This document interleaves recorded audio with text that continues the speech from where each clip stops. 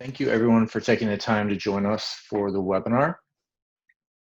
My name is Stephen Voiles, and I am the Chief Enablement Officer for the 334 Group, where we work with leaders to create adaptive, agile cultures in their organizations. Today, we'll be focused on some of the methods and techniques that we've seen be successful for organizations that are trying to adapt and thrive in uncertainty. I'll be talking primarily about the concept of Agile Business Planning, which is a way for organizations to plan for operational needs while still maintaining flexibility to adapt to changing market conditions. So I'll also be covering some supporting structures that are helpful to have in place, like enterprise visibility rooms and OKR, but we'll be primarily focused on that idea of Agile Business Planning. Now, this is a live webinar, and we'll be providing a recording to everyone that registered after the session via a link to our YouTube channel.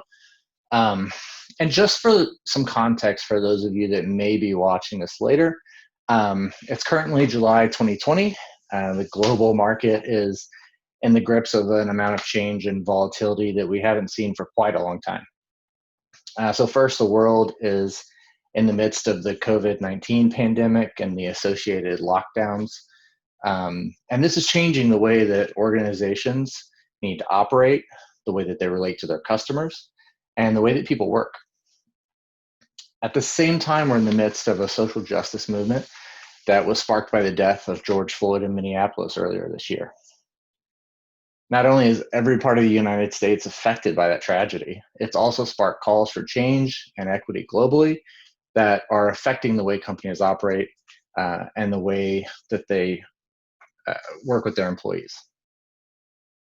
So right now we've seen many organizations struggling to adapt to this level of volatility.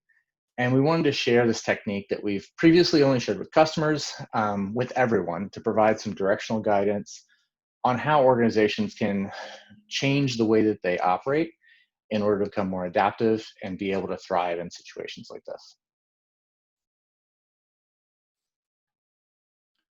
So today I'll be sharing with you the concept that I've come to call Agile Business Planning. I've seen this be really successful in supporting a process of adaptive organizational planning. So as we discuss the patterns and the techniques that we use for Agile Business Planning, I do want to say it's important to be mindful of the fact that while these patterns do have broad applicability, the stories that I'm going to share with you probably aren't from your organization specifically. The places where these stories worked or where these things happened probably have a different culture than you do. So none of these things should be seen as something that you can just lift and shift into any organization, but rather inspiration for what you can do. And just remember, it's important to be mindful about how well these techniques might be able to work in your organization and the culture that's there right now. So let's start by talking a little bit about why the concept of Agile Business Planning is important. I don't want to spend a lot of time on this because I think most of you, if you didn't know that change was constant and you didn't know that we're in the midst of lots of volatility and that's an important thing to think about, you probably wouldn't be here. But if we look back across the history of just the last couple of centuries, we can see that there's been massive disruptions throughout that time. So whether we talk about the invention of the steam engine, which kicked off the first industrial revolution, or the changes we experienced after learning to harness electricity, to the massive leaps we've made since the invention of the modern computer, or even now when we're in the midst of the fourth industrial revolution, which has changed the way we experience our world through connected devices and cyber-physical systems. When we look back at events like these and the level of change that humans experienced each time, we can see that change and disruption are inevitable as we progress as a species. And we can also see that the level of impact of that disruption has increased dramatically, and it's happening more frequently.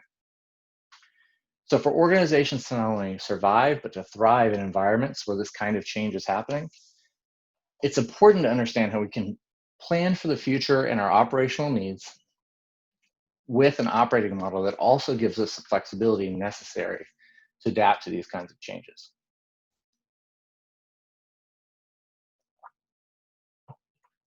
So let me start first with a little background. on the origins of what we're calling Agile Business Planning.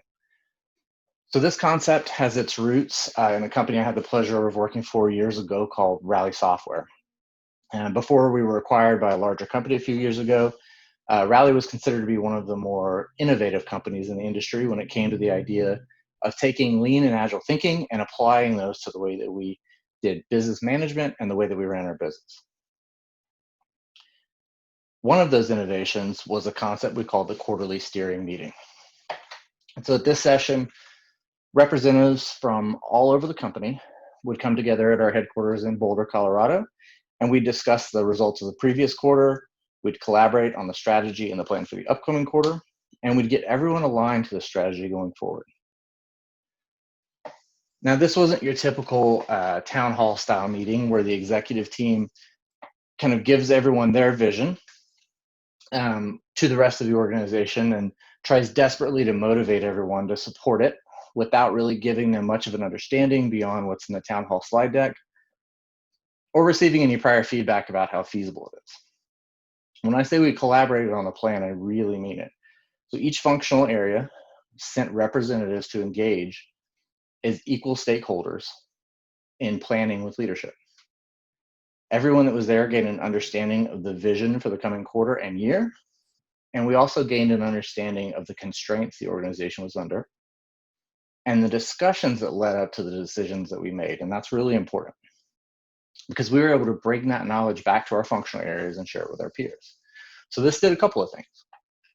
One, we all felt that our voices were heard during the decision-making process. Even if we weren't there, somebody from our functional area or from our peer group was there. And so we knew that there was somebody there representing us when those decisions were made. That honor tended to rotate to different people within those functional areas. So most of the employees at Rally had the opportunity to participate at some point so that they could see how company strategy turned into executional directives. This had a massive increase in our ability and most importantly, our willingness to support the strategy and created the commitment for us to see it through because we knew we were represented and all of us understood the process and had taken part in it at some point. We understood and had a level of trust for our leadership that I haven't seen in many other organizations. We would also use this time to make interdepartmental commitments to support the overall plan, especially where work crossed multiple groups. We worked through any issues that might arise from those dependencies and impacts, and we made sure that we left with a plan that everybody in the room felt comfortable with. That level of collaboration was really powerful, and I've done my best to help bring those ideas to other companies over the last decade. So over that time, I've had the opportunity to implement some version or another of this model. So I gave you kind of the Rally model. There are lots of adaptations that we've had to do for other organizations to make it fit into their cultures. But every customer that I've helped to implement something like this is still doing it today. And while some of the implementations are limited to single portfolios, or even if they're enterprise-wide, they may not involve everyone. In every case, bringing ideas from the world of lean and agile thinking to the way that strategy and planning are done in those organizations has led to positive change. So today I'm going to share a high-level vision for what that can look like in your organization and kind of the adapted version of this quarterly steering meeting that I've seen be successful for other people.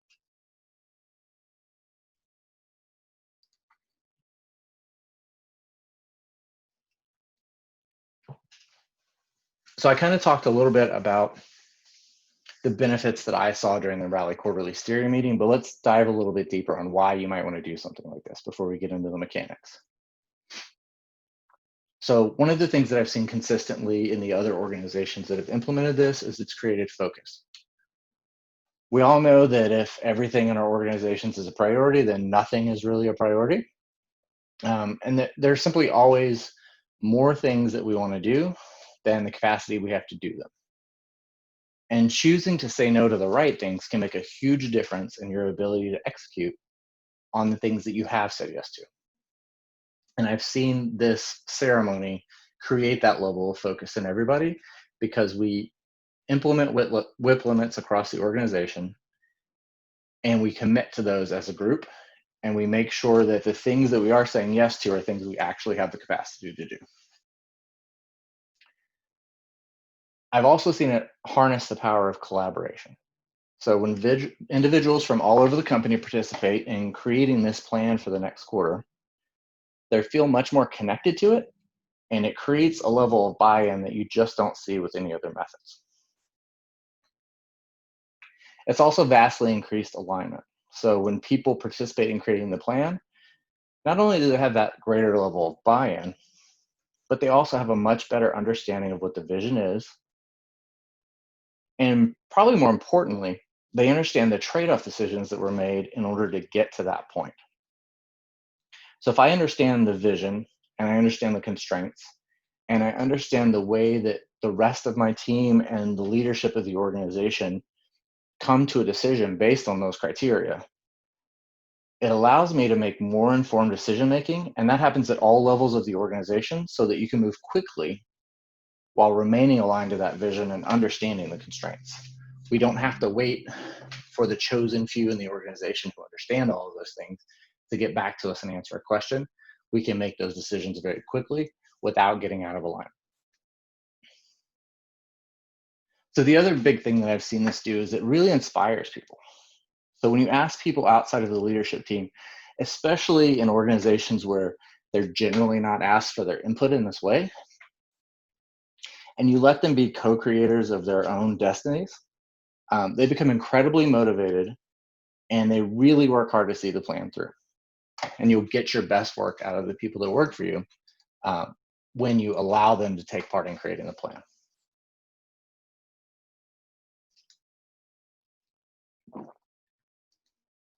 All right, so let's talk a little bit now about the mechanics of how the planning works.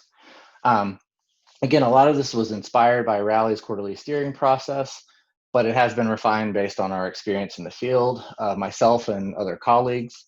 And keep in mind, there's a lot of complexities involved in pulling this off and some supporting structures that are really helpful to have in place as well. But I want to give you a high level idea of what something like this can look like. So I think the first place to start is with the inputs to the Agile Business Planning meeting. So I can't stress this enough. Proper preparation and facilitation is crucial for something like this to work. You're pulling a lot of people together. And right now, that's a lot of people are doing this virtually, but you're still asking for a lot of time from a lot of people in your organization. And you want to make sure that you're prepared to make the best use of that time possible, right? When we work with clients, we typically facilitate the first one with them and then work with someone inside the organization to develop them to the point where they can do this themselves. So don't just take this agenda and run with it. It's important to be mindful and prepare for how it's going to actually work in the moment. At Rally, I know we typically were preparing literally the day after the last quarterly steering meeting. The people that were going to facilitate the next one started preparing for the next one, and it takes an entire quarter to do that. So here's what we need to bring to the table to be successful. So what we ask of the executive leadership team is to be prepared to talk about the core strategies for the business, to be able to review the current state of the business and the initiative roadmap, to be able to talk to everyone about the metrics that we're using to measure our progress against that strategy, and any in-flight initiatives or proposed initiatives for the quarter. So you might be saying to yourself at this point that this sounds an awful lot like what we cover in a town hall meeting.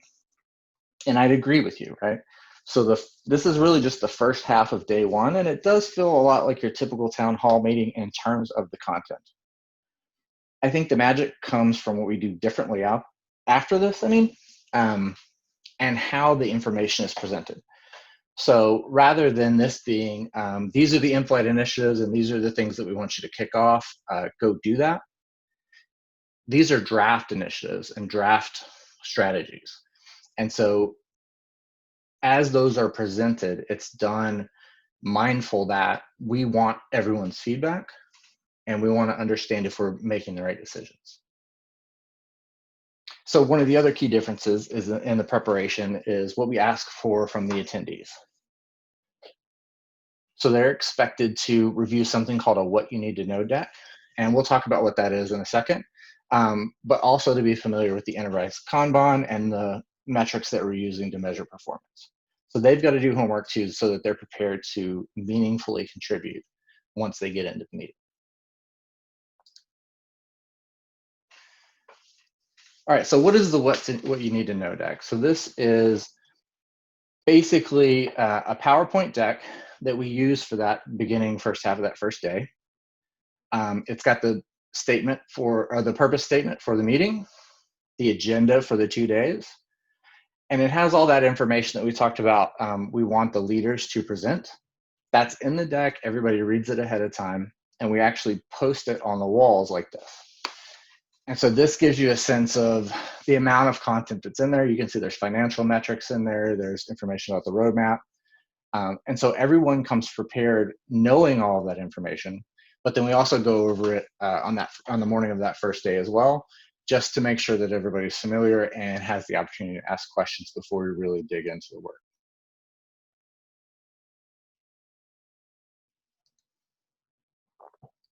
So this is the agenda for that first day. As you can see, the entire first half of that first day is mostly focused on setting the stage. The real magic starts around the middle of day one in that 3-hour block you see in the middle. This is the part of the day where now that everybody's on the same page and we've set the stage and talked about what we want to accomplish, we break everybody out into groups and ask them to be an equal stakeholder in creating the outcome of what comes next and what should we do with this information. So again, rather than leadership presenting a plan to the organization and saying, this is what we want to do, go for it. What leadership is really saying here is, here's what we're thinking we should be doing, but we want you to tell us where we're wrong, and we want you to tell us where you think there are other opportunities that maybe we don't even know about that could be more impactful for the organization. And let's have a big discussion about that so that we know that we're working on the right things.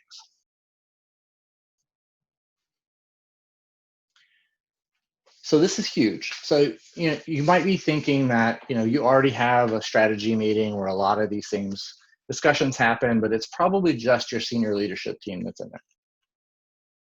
So if that's the case, I talked a little bit about this already, but you're really missing out on the benefit that you get from bringing everybody to the table and leaning on that collective organizational brain power to do 3 very important things. So here you're going to ensure you're headed in the right direction. You're going to ensure that at least a few people from each functional area have a really solid understanding of what that direction is. And you're going to ensure that you have the individual contributor level support to allow you to execute on it in a really very real way, right?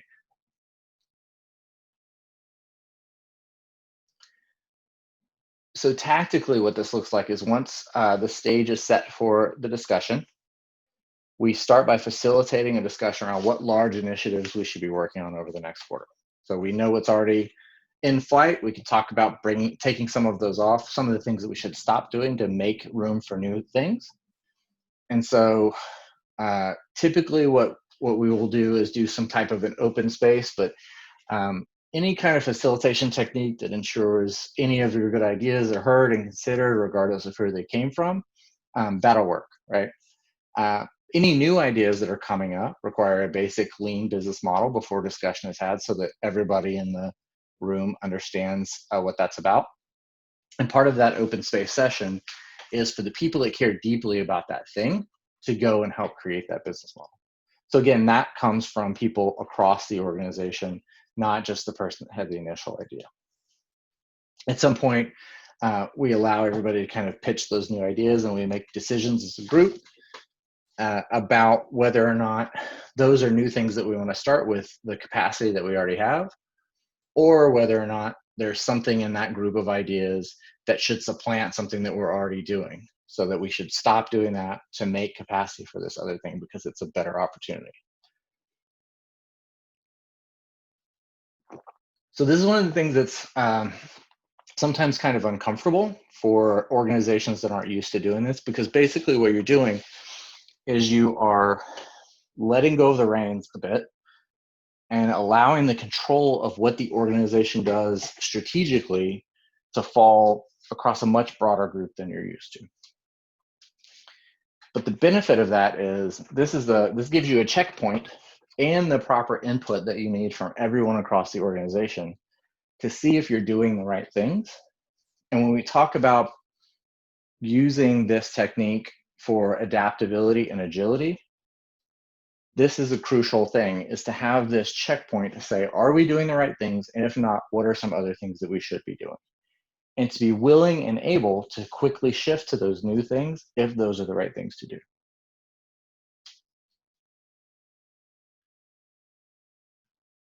So once we have a consensus that we understand the most important work, we break out into functional groups to talk about how the new plans or the current initiatives affect those functional areas.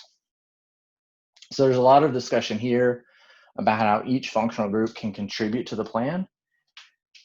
And we also talk about what they're going to need from other groups in order to be successful. So there's some dedicated time at this point for each functional group to also go and collaborate with the other functional groups to get a consensus about the impacts or needs that they have from those groups. And we create working agreements. Or what I've seen work really well with some of the organizations that I've done this with since leaving Rally is implementing OKRs, or objectives and key results. And in organizations where we've done that, one of the things we do in this part of the session is to craft shared OKRs. And the concept of OKRs, we probably won't go very deep on that in this session, but essentially what it is it's a way to set goals and objectives for the organization, along with metrics that you're going to use to track that. And what we do in this session with shared OKRs is we make sure that whenever an initiative needs the support of multiple functional areas, and most of them usually do, that those OKRs are written in a way that everyone whose support is needed is also accountable to the work that they're going to do. It's not just a commitment we make in the room on that day, and then something comes up that's more important to our functional area later, and we never get around to providing the support that we committed to. Everybody is held accountable, and we make sure that we do that at this time before the work starts.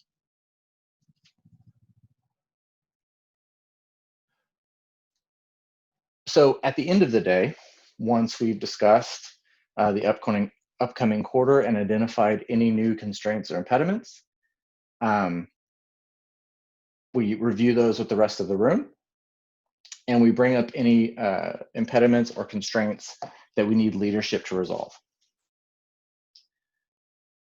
At the end of the day, the leaders and anybody else that's needed for that discussion stays behind, and they talk through how are we going to deal with these impediments and what impacts does it have on the other things that are going on in the organization.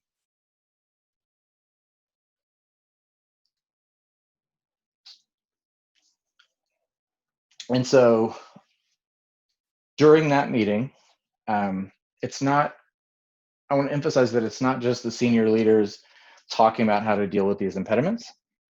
There are other people in the room that can not only provide context as subject matter experts, but we also want to allow other people in the room to be creative and come up with ideas about how we can solve some of these problems. Because often, and one of the magical things about this meeting and the collaborative nature of it is that a lot of times the best ideas for how to overcome impediments don't come from people that aren't doing the work every day.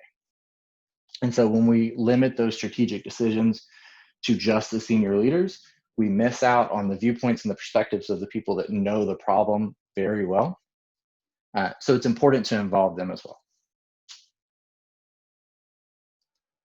So once that's over, everybody goes home, or a lot of times there's some kind of social gathering that we can blow off some steam together and get ready for the next day. So then on that second day, we start by reviewing the decisions that were made during the leadership meeting, and we have some additional group breakouts. Once everybody feels comfortable with the overall roadmap for the quarter, we do a final review and ask everyone to commit to their part of the plan. Again, this level of collaboration and group commitment to the common goal is incredibly powerful. I can't really overstate that. Customers I bring this to often have difficulty relinquishing that control, like I talked about before. But once they do, they see that they've unleashed such a powerful tool for productivity and employee engagement that they never want to go back.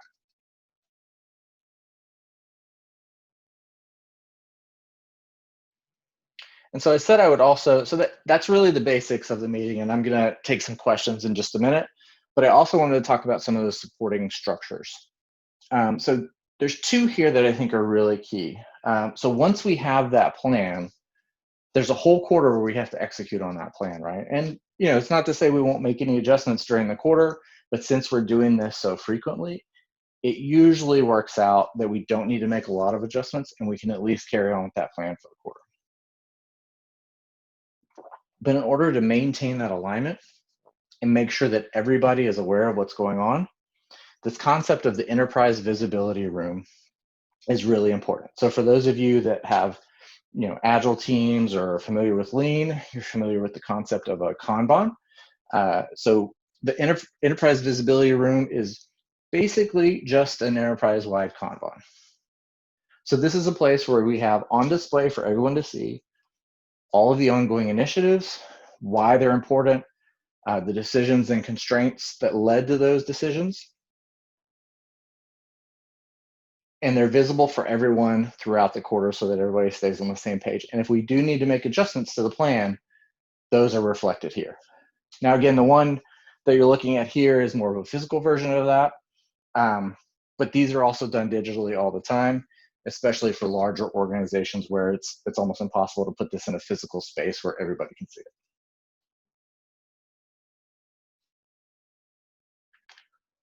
The other really important structure that I've seen to support this process, again, I mentioned it earlier, but it's this concept of OKRs. So it's this idea that we create objectives and we have measurable key results against those objectives. And I think the magical part about this, when it comes to this adaptive planning idea and being able to get everyone to collaborate and kind of stay aligned throughout the quarter, is the idea of sharing these OKRs. So where multiple groups in the company share parts of these OKRs and the key results that are associated with them.